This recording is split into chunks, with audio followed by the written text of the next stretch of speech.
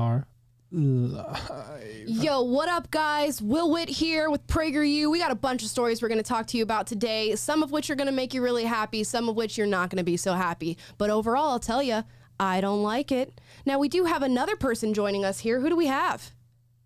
Are we going to me?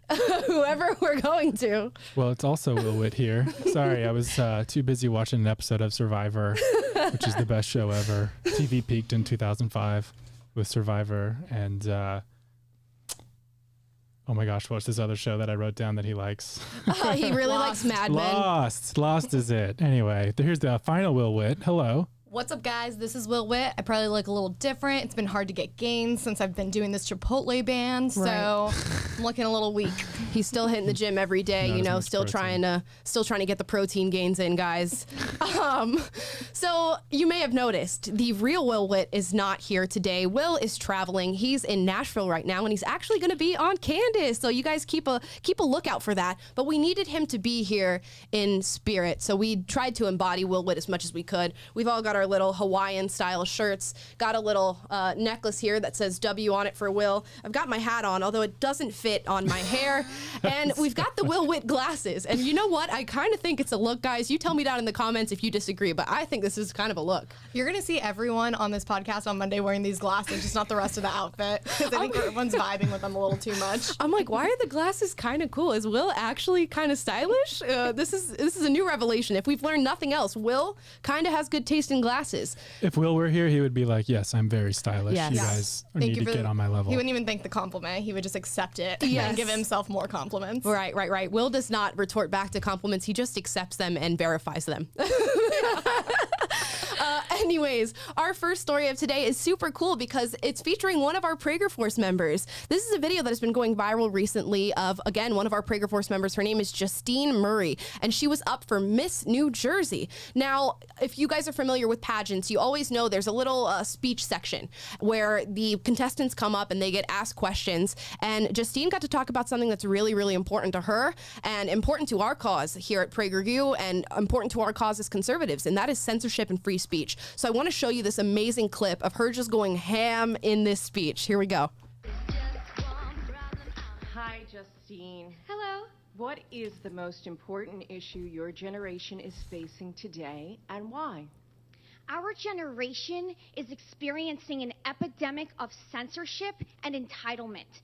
And it's because our professors and our celebrities are teaching students to be narcissists, to believe that any view that differs from their own is an existential threat. And this is what I experienced on my own campus with censorship, to the point where people believe that speech is violence so that they can threaten other people with violence simply because they disagree with them.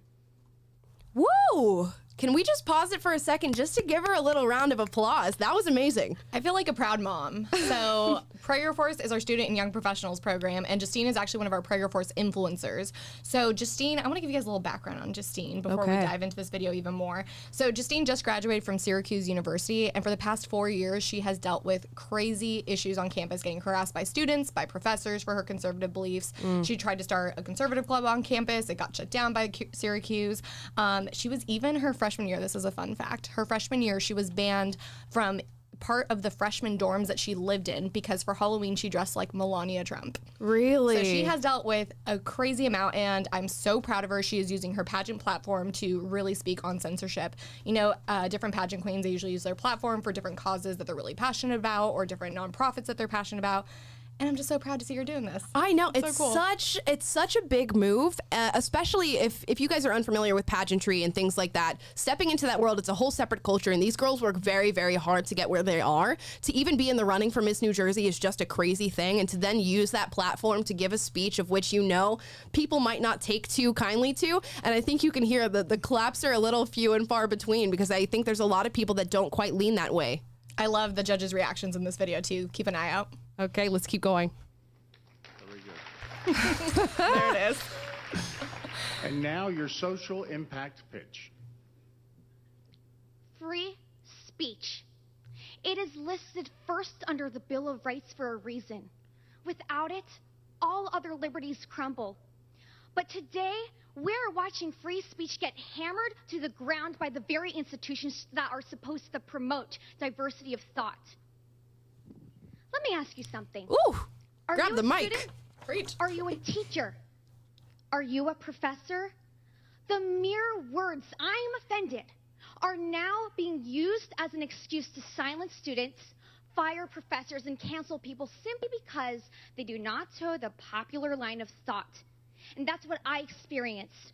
An Orwellian phenomenon dominating my own campus to the point where it got borderline violent. But through the Miss America organization, I will promote Miss New Jersey as Miss New Jersey by empowering the voices of young women who are not afraid to stand up for what they believe in and become a voice to be reckoned with. Woo! That is amazing. That deserved a full crowd of applause. And anybody who got to watch that speech, you were just blessed by something amazing. And she makes so many great points. And to the left, and to people who would disregard what she just said, or say that it's somehow bigoted to say what she just said, that's true feminism right there. Standing up for your right to speak and your right to be heard and your right to free speech, that is what a feminist looks like. Yeah, something pretty ironic about this too. So it's been cool because Justine's been involved with Prager Force for a while, but this clip has really blown up. She's been doing interviews about it. She was recently on OAN this week, and she brought up a really interesting point. So after this pageant, she had two of the judges come up to her and ask her if she was actually really censored on her campus. And she thought it was so ironic because, you know, at these pageants, they're standing up, they're speaking out about things they're passionate about, and she pointed out that it's very unlikely that these same judges would have asked someone who may have been a victim of sexual harassment or sexual assault the same thing. Did that really happen to you, though, behind the scenes? Right. I doubt those judges would still be there if that were the case. And it speaks to the broader problem that people don't view this as an actual real issue. And a lot of people are fine with those that they don't agree with being censored and being brought off of these platforms. And the amazing point that I feel like she puts in this speech, and she really emphasizes, is that the people who are the culprits in the case of these crimes of censorship are the very same institutions of which we built to uphold our rights. So look at all the public schools, look at our media, who we are supposed to be protected by and we are meant to protect, and they're the ones who are actively trying to censor us and our ideas. Absolutely. So it's just great. I wanted to give her a round of applause for hopping up on there. And again, she's one of our Prager Force members. If you want to join Prager Force and become a part of the PragerU team that we have here, go to pragerforce.com and sign up. Again, that's if you are a high schooler, a college student, or a young professional who is conservative or has like-minded views to us. Please join Prager Force. You'll meet other people who share your same views. You can network with people who can work on projects with you, and you have the chance to be a part of our PragerU content and the process here of which we get things done. Yep. I couldn't have said it better myself. Oh my God. By the way, did we say that Sabrina's the senior director of Prager Force here at PragerU? So Yes. Yeah, I didn't even have to. Amala sold it perfectly. Actually, Amala came in through Prager Force too. So I did. It is we've a powerful... had several Prager Forcers go viral, like Jonathan Copel did. He gave a speech at his school board. He's a teacher, and now this one. Right. Amala's TikTok. So you know. Yeah, it's really a great group. Prager I mean, Force. yeah, it's a testament. Will and I both came through Prager Force and now work at PragerU. We have a couple of interns who are starting this summer here at PragerU. Speaking Tyler. of T-Ray, lean in there, T-Ray. There's Tyler. He's also dressed up as Will. I don't know if you guys could see that. Just a random little cameos aside. Yeah, he's sliding in. But yeah, so we have some interns that are starting this summer that are in Prager Force. So there's so many opportunities that can be born out of you joining this group. So go to pragerforce.com and sign up. Now we're going to get into another piece of news. Not as great, not as cheerful as the last. I'm definitely not going to cheer this on. I want to show you guys this Daily Wire article. It says, who were Che Guevara and Fidel Castro? Amazon selling children's books on mass murderers while conservative titles are censored. So this is a story that they just put out today, and they went through sort of the bestsellers on Amazon for their kids' books. And one of them talks about these sort of who was this person? And they go through all these different world leaders, all these different historical figures, and many of which are non-controversial. As this article points out, they had Albert Einstein, Ben Franklin, Amelia Earhart, but they also had Che Guevara and Fidel Castro. And while I think it's perfectly fine for kids to learn about these figures, I think it's a great thing. We should all be learning about the detriment that communism and socialism has brought on our world and on these different regions and countries. But the books don't really paint them that way. And before I get into it, I want to show you this little screenshot here of the Fidel Castro book. This is the back of the book. It says, who was Fidel Castro? 1, a boy who loved sports, especially baseball. 2, a lawyer for the poor. 3, a leader of the revolution in Cuba, and 4, guess what? It's all of the above. That's so interesting that they talk about Fidel Castro in this light and they leave out how many people died because of the. So, I mean, my grandfather is literally turning over in his grave right now. He was actually a political prisoner under Che Guevara and Fidel Castro. And if he knew that this is what was in children's books that his grandchildren, his great-grandchildren would be exposed to Kim Jong-un or who was Adolf Hitler, and try to paint them and humanize them by they loved baseball too and they wanted to they wanted political change, yada yada yada. But anyways, I had to print out I refused to buy these books, first of all. It's ridiculous. But I had to print out because one of the Amazon reviews had a picture of the page where they said like, yeah, you know, they really balanced out like a lot of the humanizing factors and like painted him in a more realistic light. So if you're okay with it, I'm gonna jump right in and take over. But, so basically the last page of the book, it says, after his death, a lot was written about the kind of person Fidel was and what he had done for Cuba. Yes, he was a brave young leader, but he turned into a ruthless dictator. Goes on to talk about all the Cubans that were political prisoners, how he didn't allow free elections or free speech. And then it ends with, so was Fidel a hero or a villain? The answer is, it depends on who you ask. Really? Is that the answer? It depends on who you ask whether or not Fidel Castro The jury's still out on whether murdering thousands and millions of people is really a bad thing. It makes you a dictator, apparently. Yeah, but don't worry. No mention of the murders, just political prisoners is how they like to kind of call it. Right. And people call conservatives crazy for saying that there is an unspoken agenda in this country to promote communism and socialism.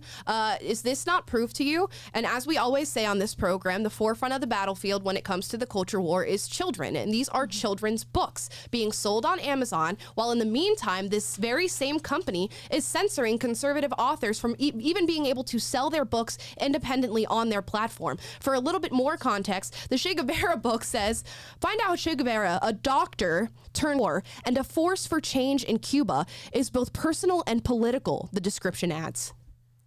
It's completely disgusting. Like, I can't believe I this don't is like in kids' it. books. I don't like it. Guys, Will is here in spirit. We're going to make sure he stays alive during this stream. Yeah, so I don't think there's any issue. I mean, we all agree there's no issue with teaching kids about difficult parts of history, even teaching them about dictators. But if you're going to do that, you have to do that honestly and teach them facts. And for whatever reason, all of these... Anytime the left is pushing a education in schools, it has to recast history with 1619 Project. It has to do this critical race theory and teach their narrative as fact. And so they have to be soft on the dictators who took up leftist causes. And instead of just honestly looking at difficult parts of history, they skew things to fit their narrative. And then they skew it away from casting America in any positive light. And it's dishonest. It's almost like we need different resources from a different source that are honest about American history and aren't negative for absolutely no reason. Oh, completely. That's funny that you say that, Taylor, because it's almost like PragerU has a series of kids' book coming out called Otto's Tales. Boom. So if you don't want your kids to be indoctrinated by this whole who was Fidel Castro book, go ahead and check out Otto's Tales. Luckily, we are able to sell on Amazon. We have not yet been censored off of that company. So you can check us out. If you go to prageru.com/kidsbooks, you will be brought to a link where you can click, I would like to purchase Otto's Tales. It is $9.99 to get this magnificent book. And this specific one focuses on the national anthem and the Pledge of Allegiance. Both great things that our kids should know and be very, very familiar with. So yeah, go check out Otto's Tales, prageru.com/kidsbooks. We just dropped the link in the comments. Right. And you make an interesting point, Taylor, when you talk about how it's completely dishonest. And the common theme that I've noticed with arguments for the left, or all the campaigns that they run, or all the virtue signaling and the social issues that they claim to fight for, they are all based on a foundation of dishonesty. And then we come in and we try to give them facts and they censor us. So it just goes to show that we're the ones who are truly coming armed with the facts, with the statistics, with the real world examples of how these things do not work. Things like communism, socialism, gender theory, critical race theory. We come armed with facts. They come armed with illogical, feeling-based arguments that have nothing to do with reality or how our society actually works. And I know we're going to get into this more, but a lot of it also comes down to something that Michael Knowles talks about a lot, and it's about the way that the left and a lot of these mainstream news media outlets or children's book writers, everything, how the left really uses language to they're constantly changing language to benefit them. So we see it clearly with this Che Guevara book, where they're leaving things out, the way that they talk about him being a political revolutionary, but what does that really entail, and who did he hurt in the process? So we're constantly seeing that, and I know we're going to get into a little bit more, but something that's really interesting to notice is how they're using language at this point. It's the most dangerous tool. And you have to call it out every time you see it. I know we sound very, very redundant on this program, but we will continue to do so, and we will continue to talk about it. If you allow somebody to take over your language, to change words, and then compel your language to fit into a certain box, you have lost the war. You've done it. If you concede ground, especially language ground, to the left, you will have nothing left. And when we start to change the way that we view the world, when we change our colloquialisms, when we change the way that we speak, we have changed everything, and we have now molded ourselves to their ideology. And that is something that cannot happen. Now, real quick, I mean, just talking about language, like I'm a more language brain person. Oh gosh, started playing a video there. Thanks. Too much language, guys. Yeah, too much. That was language coming in. Almost let out some bad language. No. But I grew up I grew up moving around the world and ended up accidentally learning a couple of foreign languages because my parents put me in Brazilian school. If it's not accurate, and what the left is constantly doing by playing these word games and redefining terms is they're trying to make it more confusing in order to nail them down on what they believe. And that's what we're about to see in this video with Joy Reid in just a minute, how they redefine terms, they obfuscate reality by twisting words or changing definitions, and we see it all the time, changing what it is to be a man or a woman, changing gender, changing every possible thing you can think of, and changing what American and our history means.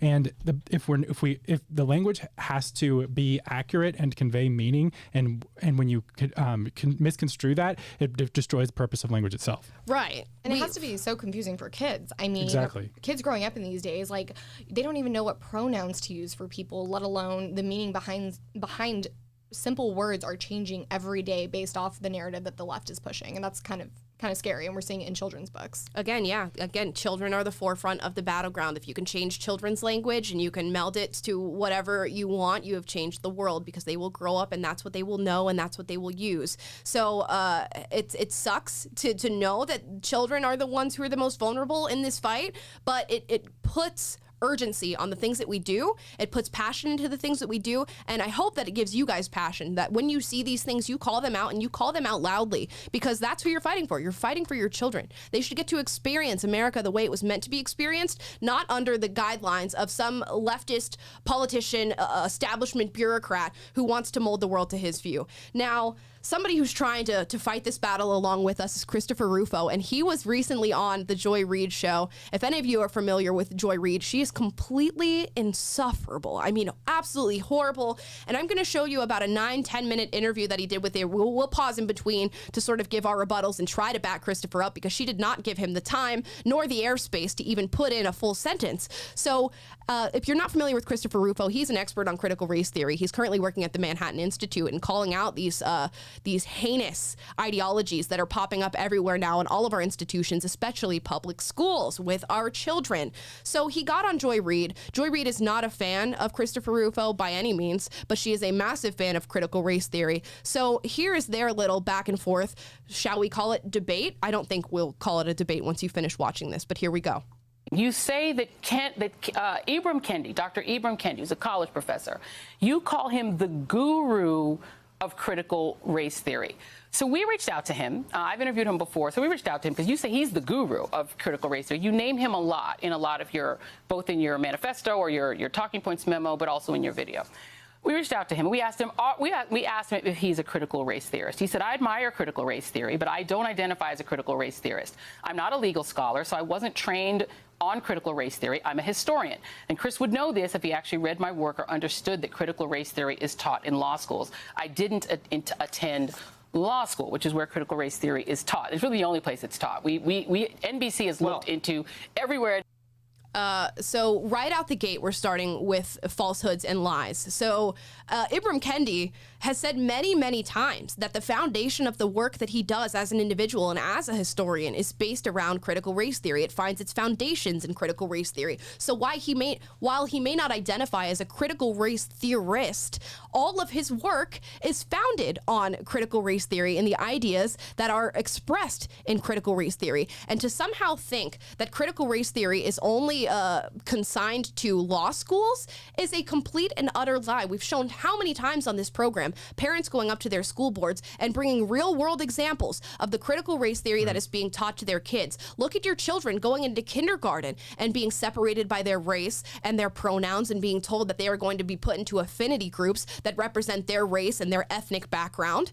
It's most definitely not consigned to law schools. It is everywhere in America. And this goes back to what we were saying about language when it comes to the left. They are completely shifting it when they can. So critical race theory, now that it's received the negative attention that it has by conservatives that are now raging a war on it. We should be. Now they're trying to relabel it. Well, it's not critical race theory. That's just a law practice, or that's a theory in law. We don't actually teach that in schools. It's like, yeah, you may not flat out say it's critical race theory, but we have all these examples of the principles seeping into public education curriculum. Right. So you have them, they're masking it as things like colorblindness is racist and white fragility. They're just using other ways to mask ultimately what critical race theory is. Yeah, here's what happened is people like Christopher Rufo and James Lindsay really brought a lot of awareness to this and shed light on the fact that all of these things, the woke stuff that we're seeing in culture and seeing the indoctrination in schools, traces back to this ideology, and it has a name, and it's called critical race theory. But they don't want it. They don't want us to be able to name what it is, because if you can name it, then you can start to build arguments against it. So what they're doing is saying what you're calling critical race theory is just this little box in the legal studies, and it's just a way of looking at the world, and it's not really it. And that's exactly what we were talking about before. They're playing these word games to try to, instead of rather having to debate their ideas and justify them and make and show that their ideas are worth their salt, they can't. They don't have a leg to stand on because it's this religious cult. So instead, they're out there playing these word games and saying, well, what you're fighting is this weird thing in the corner. Why are you calling everything this thing? It's a completely dishonest interview, and it's totally should be exposed. Right. That's what they do. We enter in a game with the left, and then when we start to win, when we start to call them out, when we get it worldly known that this is what they're doing, they change the name of the game. Oh, we weren't playing that in the first place. We're doing something else. So let's see the rest of this interview and see the other BS that Joy Reid tries to spin on Chris Rufo. And it's not taught in elementary school. But hold on a second. This is the second thing he said, which is strange to me that you... Let me respond. This is not a monologue. This should be a dialogue, right? Am I right? It's my show, so it's how I want to do it. So let me read you one more quote from him, because you've made a lot of claims about critical race theory saying that white Americans are inherently racist, that racism is inherent to whiteness. And that is one of the core charges that you're making about, these sort of what you consider like sort of woke studies in school. This is what Ibram Kendi has said in his own words. He said, "We've been taught that racist is essential to who a person is. It's a fixed category. It's in someone's heart. That's one of the reasons why people are unwilling to or unable to admit the times in which they're being racist, because it's not just admitting I was being racist in that moment. Basically, we're tattooing racist on our forehead for the rest of our lives." Isn't that the opposite of what you're arguing? Well, I'll say two things. First of all, it's very interesting to me that so many people are now running away from the race of the label of critical race theory. But he's not a critical race theorist. Hold on. I'm going to quote two critical race theorists. Barbara Applebaum with the book Being Good, Being White. She says, quote, "All white people are racist." Robin DiAngelo, who's another critical whiteness studies scholar, says that, quote, all white identity is inherently racist. So what you're doing is you're playing a series of word games. You know that critical whiteness studies is a subfield of critical race theory? No, it's not. Look how he maintains his cool while he's just berated by this woman who won't let him get a word in edgewise. And everything that he says is completely on point, and everything that she says is a lie. Yeah, and I love how she's like, "I'm here to interview you, but you're not going to say anything." And she literally points her finger at him, like, while he's trying to get a sentence across, and she just cuts him off every time. Like, I don't know how he keeps his cool. I can't even keep my cool watching it. Yeah, one of these people came for an honest debate, and the other one came to spring a trap on the other one, and I think it's pretty clear which is which. Right, and let's go ahead and debunk some of the things that she says right here and now, because like I've said many times, you cannot allow the left to get away with lies. I've got an article right here, right now, from the Center for Renewing America.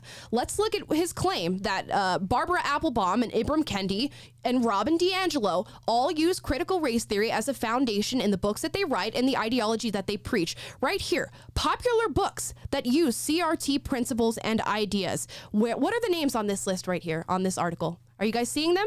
Boom. There's Ibram Kendi. There's Robin DiAngelo. And oh my goodness, would you believe it? There is Barbara Applebaum. It's almost like what Chris Rufo is saying is absolutely true, that all of their ideas are founded in critical race theory, and they have been very adamant and open about the fact that they are. So let's continue watching this interview, if we can even call it that. These things are all deeply interrelated. No, they're not. And I'm not going to let you play word games. And this is really, I think, the most essential thing. Hold on. No. Let me respond at least once. I haven't gotten a full sentence out. Because I'm not going to let you see. One of the things that, and I don't know, you probably never watched me on TV. Just we didn't know who each other were, not so long ago. But I don't allow people to just make up and say lies on the show. It's just not really right to do that and let people hear. But hold on, Robin DiAngelo. Wait. Am I right Robin or wrong? DiAngelo is not a critical race theorist, and I want everyone to know that. Robin DiAngelo. I don't know who the other woman is, but she's not. But let's just go through a minute, because I don't know who the other woman is, but she's not. That should have been the end of this entire interview. Right there. That should have been the end. Cut the cord. You're no longer on TV anymore. I don't even know who this woman is, but she's not. How can you say something so utterly disingenuous and just sit there and just keep talking? I love how she's also trying to cover her ground by saying these people aren't critical race theorists. Right. So they're not experts in the field, but I'm going to still use and support what they're saying, but they're not critical race theorists. Right. They're not one of the few people who invented the ideology, therefore they are not critical race theorists. And therefore they're not liable for what they're saying. Like what? Let's keep going, guys. Whiteness, and racist. Rightness and racist. Sure. Where did the term whiteness come from? Sure, and I think this is an important point, and I hope you let me actually get a full paragraph out about this. Go for it. Whiteness is the idea that there is some kind of metaphysical category in the world, that all white people are reducible to this essence of whiteness. Then what happens is that they load all of these negative connotations. They say that whiteness is, by definition, that includes white fragility, includes white privilege, includes internalized white superiority. And then what they do is they try to impose these reductive racial categories onto individuals. And I actually agree with Kendi's approach. I think that we should fight race essentialism. But the problem is that critical race theory enshrines race essentialism. But you and you see it in schools. And I'll give you 3 examples of critical race theory being taught in schools. Hold on one second. In Cupertino, California. In Cupertino, No, don't expose that what I'm saying is not true. No. Everything else you can say, because I have my pre-written notes right here so that I can debunk you with my lies. But once you get into actual real-world examples of critical race theory infiltrating our schools and indoctrinating our children, I'm not going to allow you to speak. No facts necessary. Yeah. Right. Let's keep going. In your talking points, sir. Chris, these are in your talking points, and I know what you're going to say because you said it with Mark Lamont Hill. You repeat these same things. They're in this manifesto. People can read it online. Let me just go for a second. On the subject of whiteness, are you aware, since you say that I guess you're sort of a quasi-historian in your thinking, that whiteness was actually formed in the United States? That whiteness didn't even exist as a thing. Europeans were all European. They considered themselves Italian or Polish or whatever. When the colonists came here, they actually created the idea of whiteness. This is from the Smithsonian. I agree with as that. a way to distinguish themselves from what they call the savages, the natives, and from black people, from Africans, who even if you had a little African in you, if you're Plessy, who's 7/8 white, if you are African in any aspect, that you are reduced of rights. So people that you don't like, that are doing this sort of wokeness training, are saying whiteness has always had power. There used to be a saying, I'm free white and 18. It was commonly said in the 50s and 60s, 40s, 50s. Another pause. Do you guys notice, and we show you guys a lot of videos regarding critical race theory, regarding race relations in America, period. Do you notice how the left always tends to lean on the 1800s and the early 1900s? And that's the only real evidence that they can give you of any systemic racism here in America. And there is not a conservative in the world who will not sit you down and say, yes, that is true, that did exist, but it does not exist now. Yet they still use these crutches of times of what? nearly 100 years ago now to make an argument for how today's legislation and how today's institutions should be shaped. Well, Amala, you clearly haven't heard of a certain actor on a show called Empire who was minding his own business, walking down the frigid streets of Chicago in negative 20-degree weather, holding a Subway sandwich, and was jumped by 2 racists. This is factual information. Yes, the factual Smollett case. Exactly. Yeah, I'm surprised. A noose found in a garage of a certain. So racism is real in America today, is the point. Racism is real, especially when you hire your own actors to carry out your racist fantasy. It's very, very real. No, it's true. And somebody at PragerU, shout out to our social team. And I mean, maybe this is not us originally. I don't want to give us too much credit if we didn't write it, but we've posted it at least, this snippet that said the demand for racism in America exceeds the supply. And it got a ton of shares on Facebook, but it's so true. And it's because these ideas that all trace back to critical race theory have permeated our universities, they've permeated Hollywood, they've permeated the mainstream media, and they've become a mainstay in our culture to where they're just everywhere. Right. Mm-hmm. And she points out a quote, and I didn't get to talk about this earlier in the clip, but she points out a quote from Ibram Kendi where he talks about how racism is truly in the heart. It's inescapable. And to admit that you have ties to racism admits that you have racism in your heart. Do you hear how dishonest that is? Do you hear how the left is trying to pigeonhole you? Because as a white person, if you fall for this sort of ideology, you are admitting that you are inherently racist. And they will sit here and say, oh no, we don't think that white people are all racist. I never said that. Even though they've said that time and time again. Believing that racism is foundational to your heart is believing that you are inherently racist. So do not fall for that trick, because it is an effort to dehumanize you as a person and say that you are not worthy of speaking in the spaces that they are in, and you are not worthy of making any sort of opinion on their political ideology and the legislation that they want to put forth in this world. That is how they pigeonhole you. And now it's led to resegregation. We are seeing it where these white liberals are taking that on and feeling like, well, they have guilt. And so now it's better for them to get out of black spaces and separate them in honor of black people. And it's complete segregation all over again. And it's an effort to make it so that they cannot be criticized. Mm-hmm. And there is a famous quote that if you want to know who is in power in your nation, you need to look at who you cannot criticize. And all of this is an effort for them to be unworthy of any sort of criticism because racism, because systemic oppression, because Jim Crow, because Civil War. It is so ridiculous. But let's keep going, because Joy Reid, if anything, just has much more to say. 60s. So whiteness has power. So people who want to decouple whiteness from power, that's what you're annoyed by, right? Let me play a little bit of what you said. You did a speech. Hold on. You did a speech at the Claremont Institute in which you talked a little bit about how you really feel about the academics of it. Here it is. This is cut, I think this is it 3? Yeah, go for it. Play it. I'm a white guy fighting critical race theory. Do you identify as white?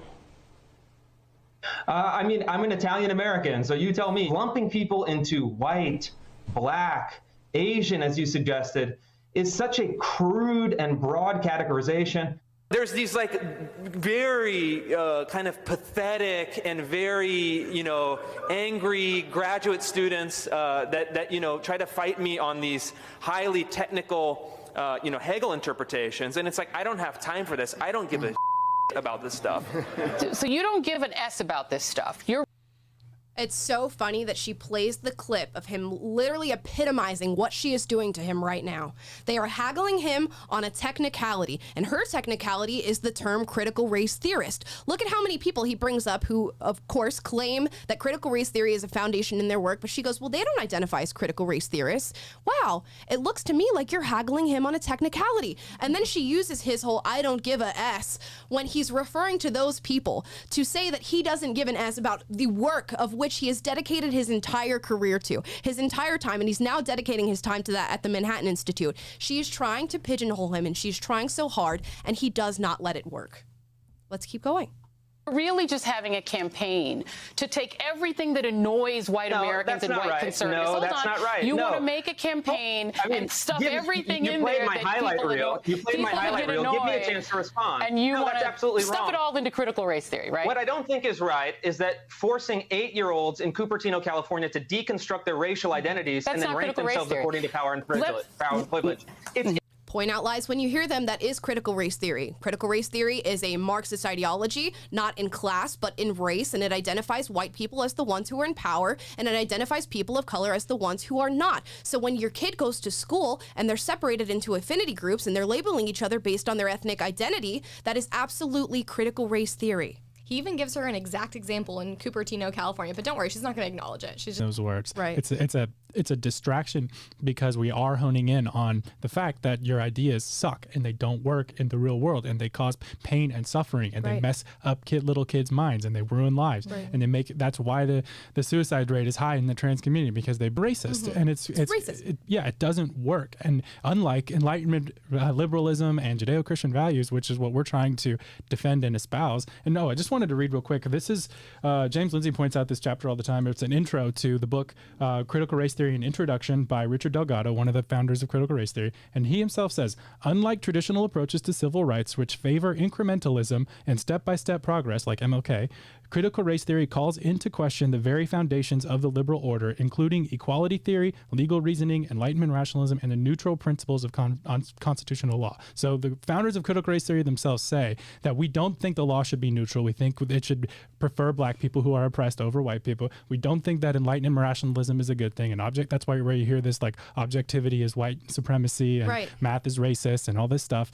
They don't believe in those things. And they're saying that the quiet part out loud from the get-go. They're not hiding this. But the people now, the new tactic is, no, that's not critical race theory with all the manifestations of critical race theory on critical race theory, when in reality, that's exactly what they are. You're just trying to play word games to hide it. Right. Because if you can get people to admit that our institutions are racist, you can get them to admit that they should be destroyed. And that is the ultimate goal of the woke left. They want to destroy American institutions, American tradition, American morals, American values. And in doing so, this is their tactics, to get you to admit that in your heart you're racist, that at its very foundation America is founded on white supremacy. Because if America is founded on nothing but white supremacy and racism, it does not deserve to be around. And we all know that that's not true. The left knows that that's not true, but they will continue to push it so that they can shape this world into how they would like to see it. Now, we're going to continue with this interview. I promise there's only about 3 or 4 minutes left. We're suffering through it. You're suffering. Guys. We can make it through this. We can make it through Joy Reid and her shrill,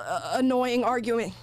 Intersectionality theory, which was invented by Kimberly Crenshaw. It's a separate thing. Intersectionality is a separate thing. No, it's not, dear. You had her on your show. You know this. Yeah, she invented here's both the bottom things. Line, Joy. She invented what you've both done things. in tonight's segment is exactly what I'm fighting against. I'm fighting against the manipulation of language.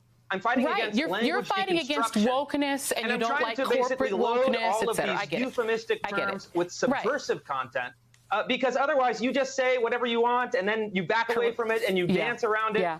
It's not going to happen. Parents all over this country, they know what's happening in schools. They know what's happening in their public institutions. And you're seeing people revolt against this divisive identity politics. And you can dance all you want, but you're not going to stop people from understanding what's happening in their classrooms. I actually appreciate that you said that, because, Christopher, what you basically, and you admit it yourself, that you've taken all of these sort of wokeness moments, corporate wokeness, corporate sort of woke money, woke capital, the things that annoy conservatives, and you've stuffed it all into the name critical race theory. It's really like, it's like Christopher Rufo theory. You stuff. Oof. Let's pause there. So many untrue things just happened on that. Again, kudos to Christopher Rufo for keeping his cool, for calling this woman out at every turn that he actually has the opportunity to. And I love how he says, you know what? You can keep dancing around this subject matter, but the people here in America know what you're doing. They know the indoctrination that is happening in their schools. Kudos to Chris Rufo. Sorry, really quick, I want to add. Kudos to him, because he did his research before going on this interview. He saw that the creator of the concept of critical race theory and intersectionality, Kimberly Crenshaw, was just on her show 2 days before he was. And I think it throws her off. You see her face kind of get surprised when he drops that, and he could have gone in even deeper, but he doesn't really get the chance to even say it. But basically, I had to look this up, so I just want to lay this out for you, because you're probably confused with all these power words: intersectionality, critical race theory. So essentially, intersectionality is the interconnected nature of social and political identity, according to Kimberly Crenshaw. And critical race theory examines how intersectionality plays out in society and law. And she says time after time in an interview, actually with Joy Reid, but also in her own work, that they're both interconnected. You can't really have one without the other. Right. And Chris Rufo did the brilliant act of, after this interview, getting online and posting the receipts and debunking Joy Reid right on the internet for everybody to see. I'm going to show you some threads before we finish up the interview here. He gets on and says, Joy Reid turned the gaslight up to 100 tonight. Let's deconstruct her. Here's some more receipts that Chris Rufo posted. Here's Critical Race Theory, an introduction, written by Richard Delgado. And Gene, I don't know how to say that last name there. Stefancic, maybe? Stefancic, yeah. And here's Critical White Studies. Can you look at the authors right there, guys? I'm sure we can all read. Joy Reid thinks that we can't read. I'm digging the Jurassic Park font, though. It's kind of cool.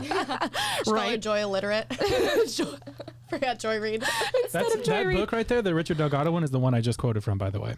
Well, see, that's great. And look, the same authors who wrote Critical Race Theory wrote Critical White Studies. Earlier in the interview, she says, critical race theorists and the people who support critical race theory do not say that all white people are racist. Oh my goodness, do we have receipts here? This is from Robin DiAngelo and Barbara Applebaum. All white people are racist. He even highlighted it for you guys. He made this so easy for us. What is that? All white people are racist. Oh my goodness. It's almost like her entire argument is crumbling right before our eyes, as often happens with anything that the left says.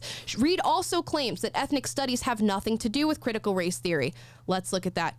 Ethnic studies without critical race theory is not ethnic studies. This is like an epic takedown. Oh, it's an epic takedown.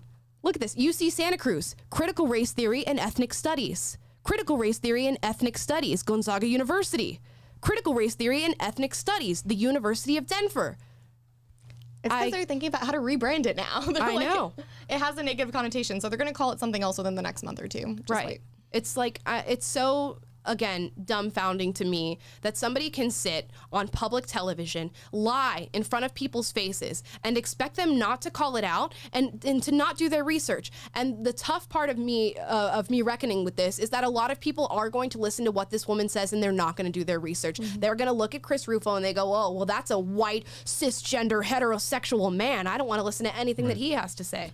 That's the point. They can't defend their ideas, you know, in a court, in a free market of ideas. They can't defend them. And so they have to play these word games and distort reality and distort the truth and make it about, and to them, it's upholding the narrative is more important than finding the truth. And if your worldview demands that you check your brain at the door and not honestly look at the way you're viewing the world and asking honest questions about it, if there demands that you do that, then you might want to, you know, take a second look at what you believe in and make sure that what you believe in allows you to be intellectually honest and have a worldview that actually works. Yeah, and you recognize that when you watch these two people go head to head with each other, and I urge you to go look at this interview on your own and really deconstruct it, because there's so much stuff here to get into that we have not had the chance to get in today. But look at the difference between their two personalities. And there's 2 points in which Chris has actually conceded things that he said to her. When she mentioned that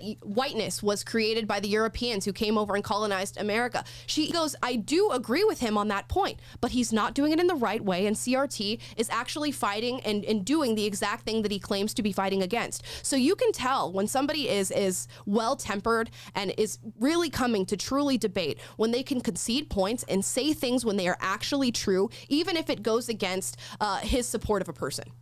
Let's keep going. Tweeted this. The activist, hold on one second. I'm going to read you to you, and then you can respond to it. I'm going to read you to you, and then you respond to it. The activists are realizing that their ideas, once put into practice, are generating discontent, which is you just described. Their racial coalition is also breaking apart. Asian Americans, in particular, revolting against CRT, which is really Christopher Rufo theory because you made it up, is punishing them more than any other group. Then you said we have successfully frozen their brand, critical race theory, into the public conversation and are steadily driving up negative perceptions. We will eventually turn it toxic as we put all the various cultural insanities under that brand category. The goal is to have the public read something crazy in the newspaper and immediately think critical race theory. We have decodified the term and will recodify it to annex the entire range of cultural constructions that are unpopular with Americans. Instead of just reading his own tweets to him while he goes, yep, I did say that, yep, you could really, you know, use the camera that's right in front of him, give him his shot, and let him talk. Yeah, I think that would be just as effective as you putting 3 of his tweets on your page and reading them out to him. I also have to know, what is Kimberly Crenshaw thinking when she's saying critical race theory doesn't exist? It's Chris Rufo theory at this point. Right. She's saying they're, 30 years into her career. Like, yeah, okay. That's going to feel pretty good. Yeah, something that I've been creating for decades doesn't exist, and it's actually Chris Rufo theory. Sure. Let's keep going. Aren't you just taking wokeness stuff that annoys you and calling it critical race theory? No, not at all. The idea of the codification and decodification of language comes from the critical pedagogist Paulo Freire. And my strategy is to take these... Now you're doing pedagogy, Christopher? Yes. Come on. She clearly doesn't even know what the word pedagogy means, which is so funny to me. That is just a normal term. It's literally a noun. And she's like, now you're doing pedagogy? As if it's a verb or something. It's also, she's so insulting to him. Can you imagine if it was the other way around? He was like, come on. Okay. Right. Like, it's so belittling. That is the foundation of arguing with a woke leftist, is that they try to condescend to you, and they try to invalidate the fact that you are even speaking, and it's a way of demoralizing you, and it's a way of demotivating you to even speak with them. And that's why you hear this condescending tone with her. It's not even critical race theory, it's Chris Rufo theory. You just made it up. She can't even let him speak long enough without interjecting and insulting him, because she knows that if he speaks, logical people will listen to him, and they will know that he is a well-tempered man who only wants to give them the truth. And that is why you hear her all the time just interrupting him, talking over him, not letting him get a word in edgewise, because if he does, he will be effective, where she is not. Right, and notice she's playing this game of continually talking about how he's talking about critical race theory, instead of actually talking about the ideas of critical race theory themselves. If you put her on the spot and we're like, do you believe that whiteness is an evil force that makes all white people racist? Like, if you start to actually ask her about the beliefs of that, she's not allowing it to get to what this stuff actually teaches and why we're seeing it everywhere in our culture today. She's making it a game, a dishonest game, where even the things that he's saying is like, yeah, I said that, but she's like recasting what he says, just like the critical race theory recast American history. It's all about reinterpreting, making simple truths very hard to see, because they don't want to deal in the realm of facts and reality. They want to deal in the world that they've built. Right. On a previous stream, Will made this amazing point when you're talking to people. Don't give him that much credit. I'm gonna give Will some credit, guys. You're right. I am right, Amala, is what he would say if he was here right now. Somebody's got to do it. That's what Will would say. Yeah. But he makes this amazing point. Is if you want to get into a discussion with somebody or debate, and you want to see whether or not it's really worth your time, or whether or not you're going to get anywhere with this, start with this one question, and it's, do you love America? I wish Chris Rufo would have interjected to Joy Reid right now during this entire speech and say, Joy Reid, do you love America? And just not say anything until she answers the question, because I can nearly guarantee you she would find some way to finagle her way away from saying that she truly loves this country, as would anybody who supports critical race theory, because again, if you support critical race theory, you think that this country is founded in racism. Yeah, it's ultimately an anti-American cult. Right. Is what it is. And it's a whole worldview, religion, that demands that you see America as evil and needs to be dismantled, and you see all white people as racist. And if you're white, you see yourself as racist, and you should be ashamed of it, and you need to spend your life groveling and apologizing to black people and trying to lift them up in society but all in the ways that critical race theory demands that you do.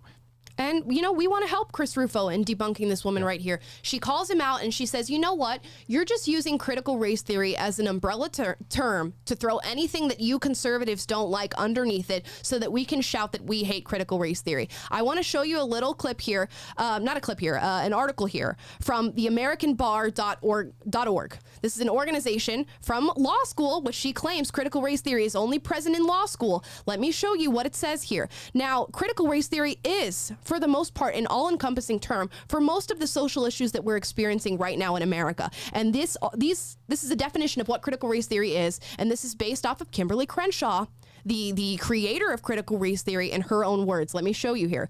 It critiques how the social construction of race and institutionalized racism perpetuate a racial caste system that relegates people of color to the bottom tiers.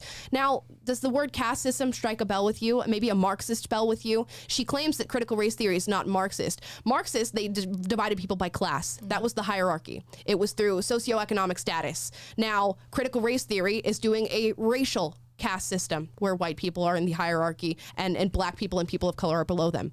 Let's keep reading. CRT also recognizes that race intersects with other identities, including sexuality, gender identity, and others. Critical race theory recognizes that racism is not a bygone relic of the past. Instead, it acknowledges that the legacy of slavery, segregation, and the imposition of second-class citizenship on black Americans and other people of color continue to permeate the social fabric of this nation. No, it doesn't. No, it doesn't. We are not any different. I'm no different than Sabrina. I'm no different from Taylor. We do not live in a racial caste system. And an important part of this, of that article that I just read you, is that critical race theory intersects with other identities, including sexuality, gender identity, and others. They don't even stipulate what others, because they want to build this term out further for us. They want to make critical race theory an all-encompassing term for any social issues that the left sees fit. So when you hear things about your kids also being taught gender theory and being able to choose their sexuality and their pronouns in school, that is also a remnant of critical race theory. It is actively part of CRT. Mm-hmm. Yeah, and what they want to do is they want to divide everyone, whether it's by your race, by your sexuality. The more divisive they can get, the more that they can take down these institutions. Right. So again, don't concede to them and don't admit we do not live in a systemically racist country. If you admit that, you are admitting that you harbor some form of hate towards America, which is exactly how they feel. Let's hopefully close out this interview. My goodness, I'm trying to get through this, guys. Take these techniques and use them against their own ideology. And I'll tell you, Joy, my strategy has been enormously successful. According to the Economist magazine poll, 64% of Americans now know what critical race theory is. No, they know what Christopher Rufo theory is.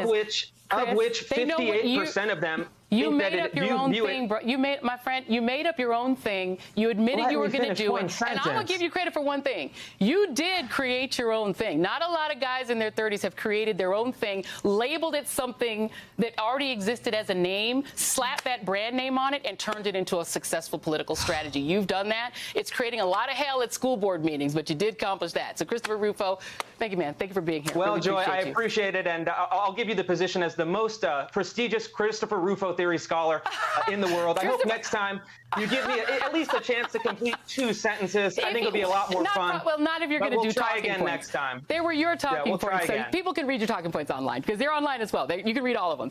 Right. I'm going to act like I was going to give you a platform on my show, and then I'm going to put you on the show, and then I'm going to like put a camera in front of you and like put a mic on you and act like you're going to be able to speak on my show, and then I'm not going to let you speak on my show.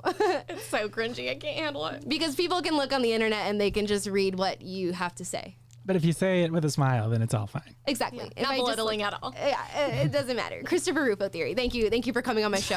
It's so wild. She could have honestly just got on her show and just talked bad about Chris Rufo for 10 minutes instead of having him on trying to debate her. And every time that he had even 2 seconds to say something, he said something extremely profound and he said something extremely honest. Throughout that entire 10 minutes, there was not one single word of honesty from Joy Reid. Mm-hmm. And it's also they refuse to they refuse to let you get to the point. And there's been multiple people. Coleman Hughes challenged Ibram Kendi to a debate, and it was all in very good faith. I believe Robin DiAngelo has been called to a debate by they're like, hey, we can do whatever terms you want. We'll, anytime, any place, we'll talk to you. And we just want to explore these, have an honest exchange in ideas. And like the tone was very inviting, but they can't defend these ideas. And so, and in the rare cases that they're in the same place and they're pushed, what do? They play these games and they obfuscate things and they make it about how you're saying what you're saying and all this kind of stuff instead of actually defending the ideas because they are indefensible. Right. Notice how conservatives always show up to the table whenever we are invited. It does not matter what platform we're on. It doesn't matter if we're talking to somebody who's like-minded or not. We always show up because when you are armed with the truth, there is nothing that can be done against you. When you know what is right and what is honest, there is nobody in this world who can tell you something that defeats you in a debate. And that's exactly why Chris Rufo showed up on the show. I bet he knew going into this that this was not going to be a pleasant experience, that he wasn't going to get a word in edgewise. But it doesn't matter. If you only speak for 30 seconds and that 30 seconds is the only true thing that comes through the whole program, you have done something profound and you have done something amazing. And he took his time after doing this interview with Joy Reid to go and debunk everything that she said. And that's why I wanted to show you this interview, and we took most of the time in the program to show you this, because we want to arm you to be able to debunk people when they bring up critical race theory, because she's very masterful. It's very masterful to say, well, that's not critical race theory, that's this, or that's something that you made up. We want to arm you with the facts and the resources so that you can confront people like this when they come at you. Exactly. You got to be able to see, you know, when you see stuff, the gender theory, the critical race theory in your kids' curriculum and all that kind of stuff, don't be afraid to call it what it is, and don't let them play these games where they worm their way out of it and say, well, that's not the real thing, because it is what it is. And you need to watch videos like this. We have great interviews with Chris Rufo, with James Lindsay on at PragerU that you can get more info. They each have their own websites. You should check them out and educate yourself now more than ever. Conservatives and people who are standing against the dominant narrative have an uphill battle, because it's easy for them to repeat these talking points. They usually control, Joy Reid, it was her show. She controlled the environment and the atmosphere. Right. They usually have the upper ground, and that's the only way that they'll ever engage you. And even when they do, they still use these crappy tactics to try to distort everything. So you have now more than ever, you've got to educate yourself. You can't sit on the sidelines. You can't just, sit back and hope that it all gets better. You really need to know what's going on in the world. So, we're trying our best every day on this stream to unpack these things and point it out where we see it. And it's not about we're trying to create sensationalism. We're pushing back. When they're pushing, we're not giving up the ground. We're not letting you indoctrinate our kids, and we're not letting you take our culture and really try the ultimate goal of dismantling America. We're not having it. We're pushing back. And educate yourself so you can too. Right. Any final words, Sabrina? Yeah, a few final words. Couldn't say it better than what you guys did, but I'm gonna say it the way that I want to. But it's really dangerous. If you're wondering how as a society we got to this point that we're at, especially in 2020, 2021, it's because a lot of weak and scared people just let things go. They were too scared to speak up. They were too scared to attend their school board meetings when they noticed these things that were being brought to the table. And I'm so proud of the amazing people that are going viral, that are out there doing this. But if you don't want it to get worse, I'm 8 months pregnant. I am very concerned about the school system that my child may enter one day. And so we need more parents like this that are speaking out against critical race theory. Even if you're not a parent, but you're seeing these things in your communities, you need to speak out, because we can't afford to just passively let this happen, because otherwise the left wins, as Craig, our CMO, says. Right, and they are winning currently. So we are working to arm you with the truth. Like I said, when you are armed with the truth, you need nothing more than that. So if you guys like this live stream, you can text LIVE, LIVE, to 41776 to get updates sent to your phone when we go live on Facebook and on YouTube, and also get notifications on other PragerU content that we are working on and putting out for you. I would urge you to please like, subscribe, hit the notification bell to get notified when we go live, because we are going live every single weekday at 2:30 Pacific, and we want you guys to be here to see this and to hear these stories so that we can arm you with the complete and utter truth. Thank you all for watching. Had to get a Will Witt burp in. You there had to get a Will Witt burp in, because in his honor. What's my final thing? I don't like it. Sabrina? Okay, I'm gonna do Will impersonating Dennis. People were wondering who you are. They're like, who's in Will's seat today? That Will got very pretty. So thank you. They're like, Will's looking a little thicker. Yeah. Will's a little pregnant. Oh, that's a lot of Chipotle. A lot of Chipotle. Thank you guys for watching. Bye. Bye.